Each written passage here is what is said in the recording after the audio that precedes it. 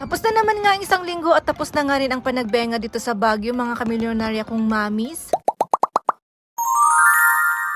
Nung linggo nga ito mga kamilyonarya kong mamis, kaya naman wala muna tayong milyones na gagawin for today's video. Syempre magsimba-simba muna nga tayo at magpasalamat. Kapag ganitong linggo talaga ay wala akong milyones na gagawin dahil nga nandito kami sa may simbahan. O kaya naman lumalabas talaga kaming tatlo para nga gumala. Syempre linggo lang talaga yung gala naming tatlo. Dating naman ng Lunes hanggang Sabado, doon talaga ako may milyones na gawain. Yung literal na nanay na tagalaba, tagalinis, tagaluto, tagalahat. O alam nyo na kung ano yung mga milyones nating mga nanay na ginagawa.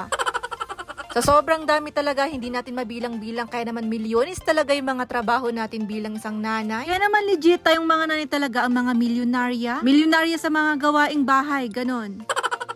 Pero tayo din yung mga nanay yung legit na walang ang milyones. Siyempre tayo din naman yung mga trabahador na walang ang sinasahod. Pero kung sumasahod sana tayo sa lahat ng ginagawa natin